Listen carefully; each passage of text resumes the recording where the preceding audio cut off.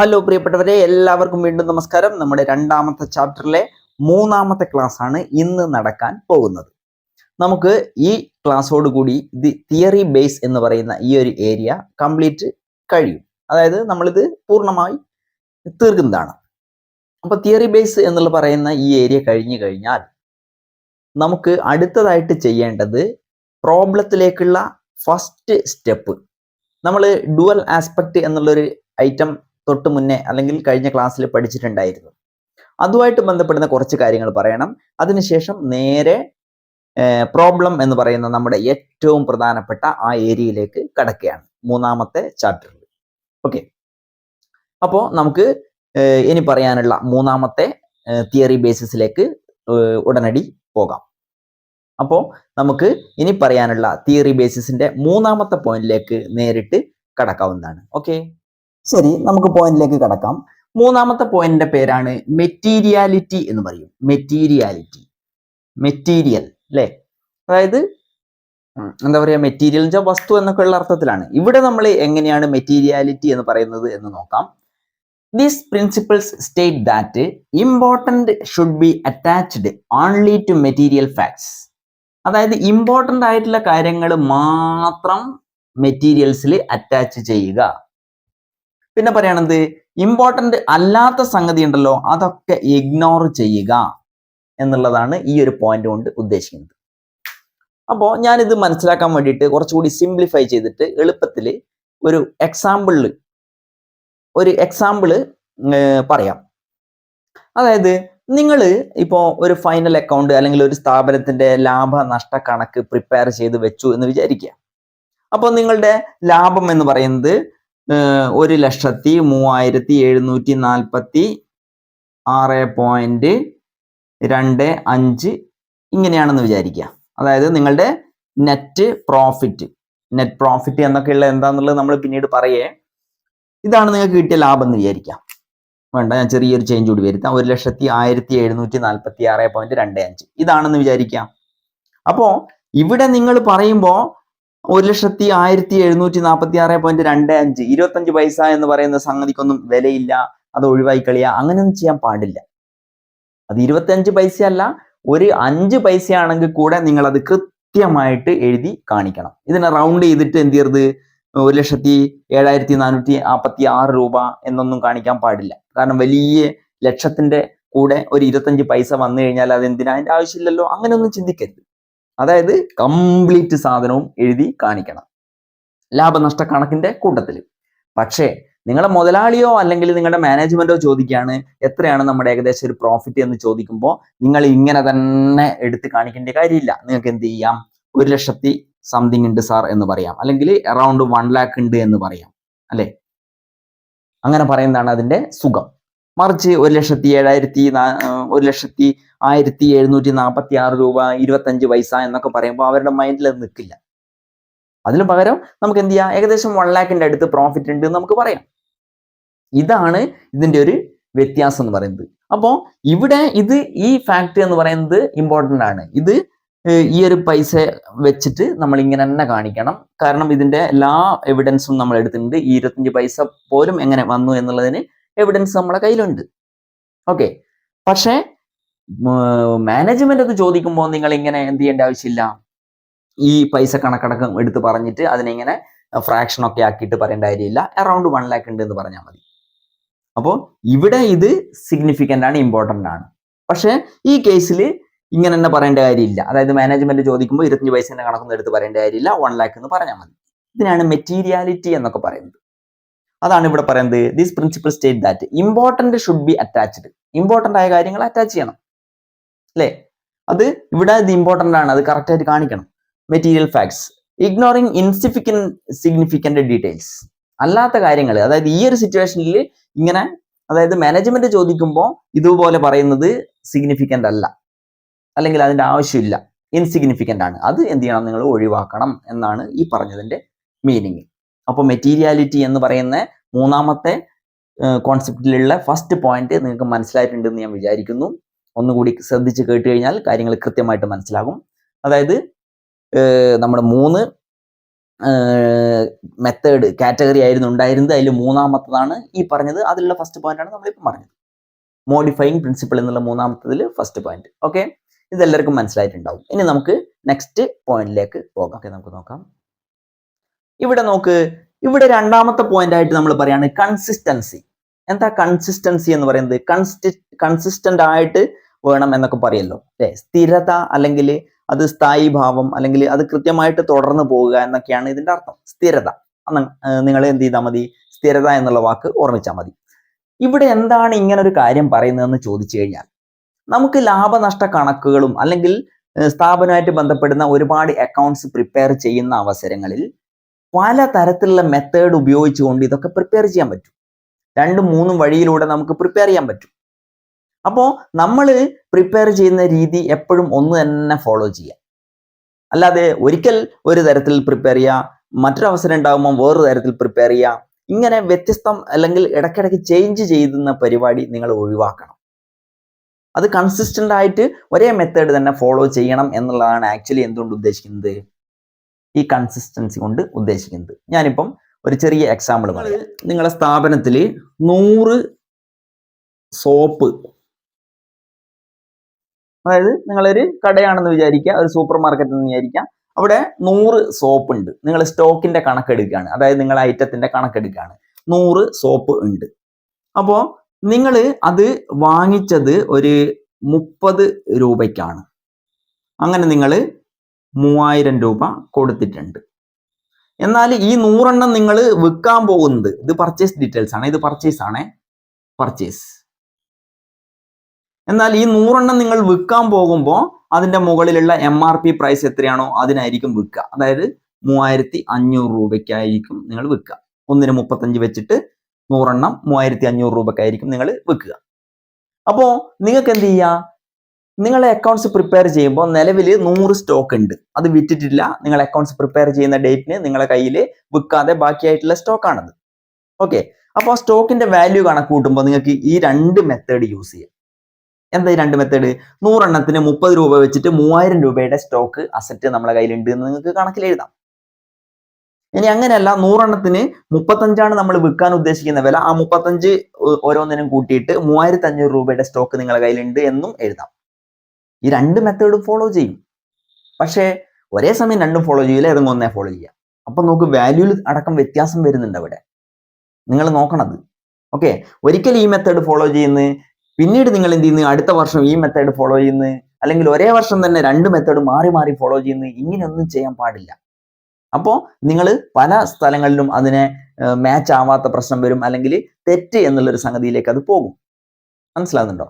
അപ്പോൾ ഇത് പാടില്ല. ഏതെങ്കിലും ഒരു മെത്തേഡ് തന്നെ ഫോളോ ചെയ്യുക. ഇനിയിപ്പോൾ ഒരു വർഷം കഴിഞ്ഞ് 2-3 വർഷം കഴിഞ്ഞതിന് ശേഷം നിങ്ങൾ എന്ത് ചെയ്യുന്നു, പിന്നീട് കുറച്ചു കാലം ഈ മെത്തേഡ് ഫോളോ ചെയ്യുക. അല്ലാതെ ഒരു വർഷത്തിൽ തന്നെ ചില കേസിൽ ഇങ്ങനെ കാണുക, ചില കേസിൽ ഇങ്ങനെ കാണുക, അതൊന്നും ശരിയാവില്ല. മനസ്സിലായല്ലോ? അപ്പൊ ഇതിനെയാണ് കൺസിസ്റ്റൻസി എന്ന് പറയുന്നത്. ഇപ്പൊ ഈ ഒരു മെത്തേഡ് ആണ് നമ്മൾ യൂസ് ചെയ്തതെന്ന് വിചാരിക്കുക, ഒന്നാമത്തെ മെത്തേഡ്. അപ്പോൾ നോക്കുമ്പോൾ നമുക്ക് കുറച്ച് നഷ്ടം കാണുന്നു, അതായത് നമുക്ക് പ്രോഫിറ്റ് അല്ല ലോസ് ആണുള്ളതെന്ന് വിചാരിക്കുക. പക്ഷെ നമ്മൾ ആ സമയത്ത് ചിന്തിക്കുകയാണെന്ത്, നമുക്ക് 35 നമ്മുടെ സെയിൽസ് വില വെച്ചിട്ട് കണക്ക് കൂട്ടി കഴിഞ്ഞാൽ 3500 രൂപ കിട്ടും. അപ്പോൾ ആ ലോസ് അത്രയും കുറഞ്ഞ് അല്ലേ, 3000 വന്നപ്പോൾ ഉള്ള ലോസിനേക്കാളും കുറവായിരിക്കും 3500 വരുമ്പോൾ ഉള്ളത്. മനസ്സിലായില്ലേ? അപ്പോൾ അങ്ങനെ മെത്തേഡ് ഇത് ഫോളോ ചെയ്യാം എന്ന് തീരുമാനിച്ച് അത് ഫോളോ ചെയ്യുന്നു. ഇത്തരം പരിപാടികളൊക്കെ പലരും ചെയ്യും. ഇത് ഞാൻ ചെറിയൊരു പൈസയാണ് പറഞ്ഞത്, ലക്ഷക്കണക്കിനും കോടിക്കണക്കിനും ഒക്കെ ആകുമ്പോൾ വലിയ വ്യത്യാസങ്ങൾ ഉണ്ടാവും. അങ്ങനെ ചെയ്യാൻ പാടില്ല എന്നാണ് കൺസിസ്റ്റൻസി കൊണ്ട് ഞാൻ ഉദ്ദേശിച്ചത്. ഓക്കെ, അപ്പോൾ ഇതിന് നമുക്ക് കറക്റ്റ് ഒരു എക്സ്പ്ലനേഷൻ എന്താ കൊടുക്കാന്ന് വെച്ച് കഴിഞ്ഞാൽ, അപ്പോൾ ഇവിടെ ഞാനൊരു എക്സ്പ്ലനേഷൻ കൊടുത്തിട്ടുണ്ട്. Accounting practices should remain the same. അതായത് അക്കൗണ്ടിങ് പ്രാക്ടീസസ് ഏത് കേസിലാവുമ്പോഴും ഒരേപോലെ ആയിരിക്കണം ഫ്രം ഇയർ ടു ഇയർ. അതായത് വർഷാവർഷങ്ങളിൽ ഓരോ വർഷത്തതും കൃത്യമായിരിക്കണം. ഒരു നിശ്ചിത ഇടവേളയൊക്കെ കഴിഞ്ഞതിന് ശേഷം നിങ്ങൾക്ക് അത് ചേഞ്ച് ചെയ്യാം. അതിനുള്ള ഉദാഹരണമാണ് അസറ്റിന്റെ വാല്യൂ കണക്ക് കൂട്ടുമ്പോൾ നമുക്ക് 2 രീതിയിൽ ചെയ്യാമെന്നും അതിൽ ഏതെങ്കിലും ഒരു മെത്തേഡാണ് നമ്മൾ സ്ഥിരമായിട്ട് ഫോളോ ചെയ്യേണ്ടതെന്നും ഞാൻ പറഞ്ഞത്. ഇനി ഒരുപാട് ഉദാഹരണം പറയാം കേട്ടോ, ഞാൻ ഇവിടെ പറയുന്നില്ല, നമുക്ക് മറ്റൊരു അവസരത്തിൽ പിന്നെ വേണമെങ്കിൽ പറയാം. ഡിപ്രീസിയേഷൻ എന്ന് പറയുന്ന ഒരു സംഗതി ഉണ്ട്. ഇന്നലെ ഞാൻ പറഞ്ഞിരുന്നല്ലോ, അസറ്റിന്റെ വില കുറഞ്ഞു പോകുന്ന ഒരു സംഗതിയെ പറ്റി. അപ്പോൾ ആ ഡിപ്രീസിയേഷൻ കണക്ക് കൂട്ടുമ്പോൾ ഡിഫറെന്റ് മെത്തേഡുകൾ ഉണ്ട്. ആ ഡിഫറെന്റ് മെത്തേഡ് നമുക്ക് മാറി മാറി യൂസ് ചെയ്ത് കഴിഞ്ഞാൽ അത് കൺസിസ്റ്റന്റ് അല്ല, കൺസിസ്റ്റൻസി പ്രിൻസിപ്പിൾസിന് എതിരാണ് എന്ന് പറയാം. അപ്പോൾ സ്ഥിരമായിട്ട് ഒന്ന് തന്നെ ഫോളോ ചെയ്യുക.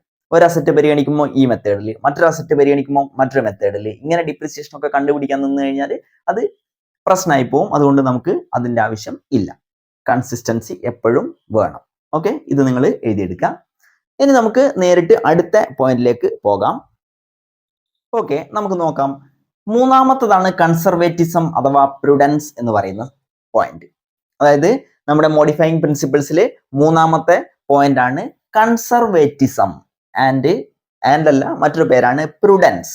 അതിൻ്റെ ഒരു മലയാളമാണ് ഞാൻ ഇവിടെ എഴുതിയത്. ജാഗ്രത വേണം, മുൻകരുതൽ വേണം എന്നൊക്കെ ഉള്ളത്. ഓക്കെ, അതായത് ഇതുകൊണ്ട് എന്താ ഉദ്ദേശിക്കുന്നതെന്ന് വെച്ച് കഴിഞ്ഞാൽ, നിങ്ങൾക്ക് പലതരത്തിലുള്ള ഇടപാടുകൾ ബിസിനസ്സിൽ നടത്തുന്നതിന്റെ ഭാഗമായിട്ട് പലതരത്തിലുള്ള ലോസുകൾ, ചിലപ്പോൾ നാളെ ലോസ് സംഭവിക്കാനുള്ള സാധ്യത ഉണ്ട്, അങ്ങനെയുള്ള ചില സിറ്റുവേഷൻസ്. അതുപോലെ ഇന്ന് ഒരു ലാഭം കിട്ടി, നാളെ ഒരു പൈസ ലാഭമായിട്ട് വരാനുള്ള സിറ്റുവേഷൻസ് ഉണ്ട്, അല്ലെ? ഇങ്ങനെയുള്ള സന്ദർഭങ്ങൾ ഇഷ്ടം പോലെ ഉണ്ടാകും. അപ്പോ ഇങ്ങനെയുള്ള സിറ്റുവേഷൻസ് ഉണ്ടാകുമ്പോൾ ഈ ലോസ് ആണ് എങ്കിൽ നമ്മൾ എന്ത് ചെയ്യണം? അത് കൃത്യമായിട്ട് രേഖപ്പെടുത്തി വെക്കണം. ഓക്കെ, പ്രോഫിറ്റ് ആണ് എങ്കിൽ അത് നമ്മൾ ബുക്കിൻ്റെ അകത്തേക്ക് രേഖപ്പെടുത്തി വെക്കേണ്ടത് ഇല്ല എന്നാണ്. അതായത് നിങ്ങൾ ഇവിടെ കൃത്യമായിട്ട് മനസ്സിലാക്കണം. നിങ്ങൾക്ക് ഒരു ഇടപാട് നടത്തിയിട്ട് നാളെ നഷ്ടം ഉണ്ടാവാൻ പോവാണ്. ഇപ്പൊ ഉദാഹരണത്തിന് ഞാൻ ഒരു വ്യക്തിക്ക് സാധനം കടത്തിന് വിറ്റു. അപ്പോൾ കടത്തിന് വിറ്റിട്ട് അദ്ദേഹം നമുക്ക് പൈസ തരാനുള്ള ഒരു സിറ്റുവേഷൻ വന്നല്ലോ. നമ്മൾ അദ്ദേഹത്തിന് ഡെപ്റ്റർ എന്നൊക്കെ മുന്നേ പഠിച്ചിട്ടുണ്ട്. ഓക്കെ, അങ്ങനെ ഡെപ്റ്റർ തരും എന്നുള്ളൊരു സിറ്റുവേഷനിൽ പലപ്പോഴും തരാതെയും ആയി പോകാം. അപ്പൊ നമ്മളൊരു മുൻകരുതൽ എടുത്തു വെക്കും. എന്ത്? അദ്ദേഹം അഥവാ ആ പൈസ തന്നിട്ടില്ലെങ്കിൽ അല്ലേ, നമ്മൾ എന്ത് ചെയ്യണോ? അതിനെ കണക്കാക്കിയിട്ട് കുറച്ച് പൈസ നമ്മളെ ലാഭത്തിൽ നിന്ന് മാറ്റി അവിടെ വെക്കും. എന്തിനാ അങ്ങനെ? കാരണം അദ്ദേഹത്തിന്റെ അടുത്ത് കിട്ടാനുള്ള ആ പൈസ കിട്ടിയിട്ട് വേണം നമുക്ക് പല കാര്യങ്ങളും ചെയ്യാൻ. നമ്മൾ അങ്ങനെ മനസ്സ് പ്ലാൻ ചെയ്തിട്ടുണ്ടാകും. അപ്പൊ അത് കിട്ടാതെ വന്നു കഴിഞ്ഞാലോ പെട്ടെന്ന് നമ്മളെ കാര്യങ്ങളെല്ലാം ബ്ലോക്ക് ആയി പോകും. അത്തരം സിറ്റുവേഷൻസ് ഒഴിവാക്കാൻ വേണ്ടിയിട്ട് നമ്മൾ അദ്ദേഹത്തിന്റെ അടുത്ത് നിന്ന് കിട്ടാനുള്ള പൈസ ആ പറഞ്ഞ അന്ന് തന്നെ കംപ്ലീറ്റ് കിട്ടണമെന്നില്ല, അല്ലെങ്കിൽ ചിലപ്പോൾ തീരെ കിട്ടാതെ കുറച്ച് പൈസ ആയിപ്പോകാം. ഇങ്ങനെയൊക്കെ മനസ്സ് ചിന്തിച്ചിട്ട് നമ്മളെ ലാഭത്തിൽ നിന്ന് നമ്മൾ കുറച്ച് പൈസ നീക്കി വെക്കും. അതിന് നമുക്ക് പ്രൊവിഷൻ വെക്കുക എന്നൊക്കെയാണ് പറയുക. അപ്പോൾ ഈ പ്രുഡൻസ് അല്ലെങ്കിൽ കൺസർവേറ്റിസം എന്ന് പറയുന്ന ഈ ഒരു പ്രിൻസിപ്പിൾസിന് ഉദാഹരണമാണ് ആക്ച്വലി ആ പറഞ്ഞ സംഗതി. ഇവിടെ നിങ്ങൾ നോക്ക്, provision for bad and doubtful ഡെപ്റ്റ്. നമുക്ക് ഏതെങ്കിലും ഒരു ഡെപ്റ്റർ തരാനുള്ളത് കിട്ടാതെ ആയി പോകും എന്ന് വെച്ചിട്ട്, അല്ലെങ്കിൽ അങ്ങനെ ഒരു പേടി കൊണ്ട്, അല്ലെങ്കിൽ മുന്നേ നമുക്ക് അങ്ങനെയുള്ള സംഭവങ്ങൾ ഉണ്ടായിട്ടുണ്ട്, ആ ഒരു സംഭവം ഉണ്ടായതിന്റെ ബേസിസിൽ, അല്ലെങ്കിൽ ഇനിയും അത് ആവർത്തിക്കും എന്നുള്ള പേടിയിൽ നമ്മൾ എന്ത് ചെയ്യുന്നത്? ആ നിശ്ചിത പൈസ മാറ്റി വെക്കുന്നത്. അതിനാണ് പ്രൊവിഷൻ വെക്കുക എന്ന് പറയുന്നത്. അപ്പോൾ ബാഡ് ആൻഡ് ഡൗട്ട്ഫുൾ ഡെപ്റ്റ് എന്നാണ് പറയുക. നമുക്ക് കിട്ടാക്കടമുണ്ട്, ആ കിട്ടാക്കട എന്ത് ചെയ്യുന്നതിന് വേണ്ടിയിട്ട് ഒരു കരുതൽ ധനമായിട്ട് നമ്മൾ എന്ത് ചെയ്യുന്നത്? കുറച്ച് പൈസ മാറ്റി വെക്കുന്നു. That is provision. ഓക്കെ, അപ്പോൾ ഇതൊരു ഉദാഹരണമാണ്. അപ്പൊ ഇതാണ് ആക്ച്വലി. പക്ഷേ ഇതുപോലെ നമുക്ക് നാളെ ഒരു പൈസ കിട്ടാനുണ്ട് എന്നുള്ളത് ഓട്ടോമാറ്റിക്കലി നമ്മൾ ഇതുപോലെ അത്രത്തോളം എഴുതി കാണിക്കില്ല. ഓക്കെ, എനിക്ക് ഇത്ര കിട്ടാനുണ്ട്, അങ്ങനെയാണെങ്കിൽ കുറെ എനിക്ക് കിട്ടാനുണ്ട് മറ്റേ എഴുതി കാണിച്ച് അതെല്ലാം നമ്മളെ അസറ്റായിട്ട് ഇങ്ങനെ വന്നുകൊണ്ടിരിക്കുമല്ലോ. അത് അധികം എഴുതി കാണിക്കില്ല പൊതുവിൽ. പക്ഷെ ലോസ് ഉണ്ടെങ്കിൽ അത് എഴുതി കാണിക്കും.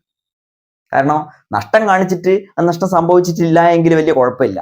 പക്ഷേ ലാഭം ഒരുപാട് കാണിച്ചിട്ട് ആ ലാഭം അതുപോലെ വന്നിട്ടില്ല എങ്കിൽ അത് വലിയ കുഴപ്പമുണ്ടാക്കും, അല്ലെ? നമ്മളെ ലാഭനഷ്ട കണക്ക് തന്നെ കംപ്ലീറ്റ് റോങ് ആയി പോകും. മനസ്സിലായില്ലേ? അപ്പൊ അങ്ങനെയൊക്കെ പ്രശ്നം വരും. അതൊക്കെ ഒഴിവാക്കാൻ വേണ്ടിയിട്ടാണ് ആക്ച്വലി ഇങ്ങനെയൊക്കെ ചെയ്യുന്നത്. This principal state that anticipated profits not to be considered. നാളെ ഉണ്ടാകാൻ പോകുന്ന പ്രോഫിറ്റിന് നമ്മൾ വലിയ പ്രാധാന്യം അല്ലെങ്കിൽ പരിഗണന കൊടുക്കില്ല. But only the possible losses should be record in the books of account എന്നാണ് പറയുന്നത്. That is the principles of conservatism prudence. നിങ്ങളോട് ചോദിക്കും എന്താണ് കൺസർവേറ്റിസം അല്ലെങ്കിൽ എന്താണ് പ്രുഡൻസ്, അല്ലെങ്കിൽ ഇതിന് മറ്റൊരു പേരും കൂടെ ഉണ്ട്. ഇവിടെ നോക്കൂ, പ്ലേയിങ് സേഫ്. എന്നാ പ്ലേയിങ് സേഫ്, അല്ലെ? സേഫ് ആയിട്ട് കളിക്കുക. നമ്മളെ തടിക്ക് കൊള്ളാണ്ടുള്ളൊരു കളി ഉണ്ടല്ലോ, അതാണ് പ്ലേയിങ് സേഫ്, അല്ലെ? എന്തൊക്കെ സംഭവിച്ചു കഴിഞ്ഞാൽ തടിക്ക് കൊള്ളരുത് എന്നുള്ളത് നമ്മൾ അങ്ങനെ പറയല്ലോ.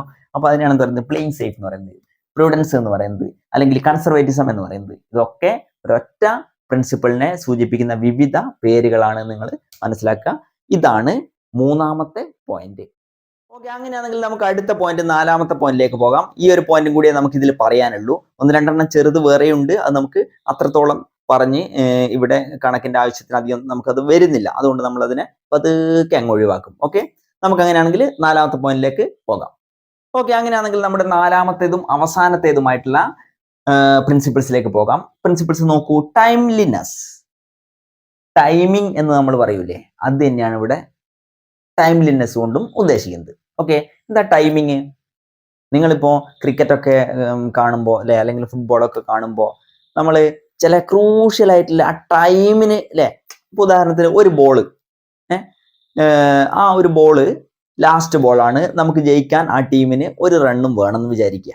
ഓക്കെ, അപ്പോൾ നമുക്ക് അവിടെ എങ്ങനെയായാലും ബാറ്റിന് കൊണ്ടാലും അദ്ദേഹം ഓടും അല്ലെ, ഒരു റണ്ണിനായിട്ട് ഓടും. ബാറ്റിനെ കൊണ്ടിട്ടില്ലെങ്കിൽ ഓടും.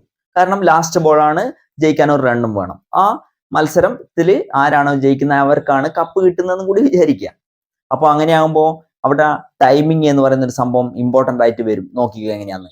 അപ്പോൾ അദ്ദേഹം എന്ത് ചെയ്ത്, ബാറ്റിനൊന്ന് ജസ്റ്റ് ടച്ച് ചെയ്തു ഓടി സ്വാഭാവികമായിട്ടും ഫീൽഡ് ചെയ്യുന്ന ടീമിലുള്ള ആൾക്കാർ എടുത്തിട്ട് കുറ്റി കയറിയല്ലോ അല്ലെ. അപ്പോൾ കുറ്റി കയറി കൊണ്ടെന്ന് വിചാരിക്കാം. അപ്പോൾ നമ്മൾ കാണിക്കും, തേർഡ് അമ്പയറിന്റെ ഇത് കാണിക്കും, ലൈൻ ഇവിടെ, ബോൾ കുറ്റിക്കുണ്ട്. അപ്പൊ ജസ്റ്റ് പിന്നോട്ട് ഇങ്ങനെ അല്ലെ, ഏതാണ് ആദ്യം സംഭവിച്ചത്? അപ്പൊ ടൈമിങ് എന്ന് പറയുന്ന സംഭവം കറക്റ്റ് ടൈം അല്ലെ. അപ്പൊ അത്ര ക്രൂഷ്യൽ ആയിട്ട് നോക്കൂ അവിടെ. അതൊക്കെ പറഞ്ഞതുപോലെ ഞാൻ ജസ്റ്റ് ഒരു മൈൻഡിലേക്ക് ഓർമ്മിക്കാൻ വേണ്ടിയിട്ട് ഒരു ഉദാഹരണം പറഞ്ഞതേ ഉള്ളൂ കേട്ടോ. അപ്പോ അവിടെ ഒരു സെക്കൻഡ് മുന്നേ, അല്ലെങ്കിൽ ഒരു സെക്കൻഡ് 100-ൽ ഒരു അംശം മുന്നേ ബാറ്റാണ് ആദ്യം ക്രീസിന്റെ ഉള്ളിൽ കുത്തുന്നത്. എന്നിട്ടാണ് ബോൾ കൊള്ളുന്നതെങ്കിൽ എന്ത് ചെയ്യുന്നത്, അവിടെ ഒരു റൺ അവർക്ക് കിട്ടുക, അവർക്ക് കപ്പ് കിട്ടുകയും ചെയ്യും. ഓക്കെ, അപ്പോൾ ആ ടൈമിങ്ങിന് അത്ര ഇമ്പോർട്ടൻ്റ് ഉണ്ട്. അത്ര ഫാസ്റ്റിൽ അതേ ഓടിയോണ്ടാ. ഒരു സെക്കൻഡിന്റെ 100-ൽ-ഒരു അംശം ഒന്ന് ബാക്കൗട്ടായി പോയിട്ടുണ്ടെങ്കിൽ എന്ത് ചെയ്യുന്നത്, കപ്പ് അവരെ കയ്യിൽ നിന്ന് പോകും. പണ്ട് നമ്മുടെ PT ഉഷ എന്ന് പറയുന്നൊരു ഓട്ടക്കാരി അല്ലേ, അപ്പോൾ അവരിപ്പോ ഇന്ത്യൻ ഒളിമ്പിക് അസോസിയേഷന്റെ പ്രസിഡന്റ് ഒക്കെയാണ്.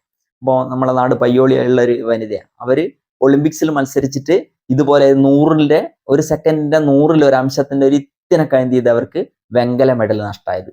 അപ്പോൾ ടൈമിങ് നോക്ക്, ഒരു ഇത്തിനി കൂടി ഒന്നായിട്ടുണ്ടെങ്കിൽ അവർക്ക് അന്ന് മെഡൽ കിട്ടിയിരുന്നു.